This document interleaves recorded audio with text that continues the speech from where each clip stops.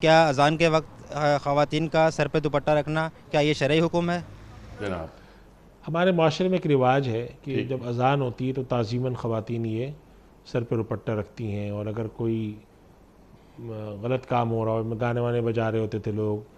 यहाँ तक कि लोग जायज़ काम भी कर रहे होते थे कि शोर बातचीत कर रहे हैं, कोई शोर हो रहा है, गुफ्तगू हो रही है, तो लोग रोक देते हैं अज़ान के एहतराम में।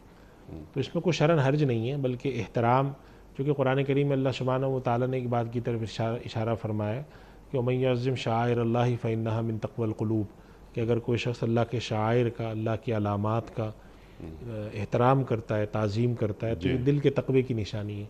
इस वजह से हमारे उलमाए कहते हैं कि वो चीज़ें जिनका कोई दीन में ऐसा ज़िक्र तो नहीं आता, यानी मिसाल के तौर पे एक आदमी अगर तकरीर कर रहा तो तकरीर रोक के अज़ान सुने या एहतरामन खामोश हो जाए, लेकिन अगर उसके मकसूद ताज़ीम है कि भाई अज़ान हो रही है, अभी अज़ान की हम आवाज़ सुनेंगे, बाकी सारी गुफ्तगू छोड़ देंगे, चाहे वो गुफ्तगू करना जायज़ ही क्यों ना हो। यानी कि मसलन फ़र्ज़ करें कि एक आदमी तिलावत कुरान कर रहा है, एक आदमी हदीस का दर्स दे रहा है, अज़ान शुरू हुई, उन्होंने कहा रुक जाओ,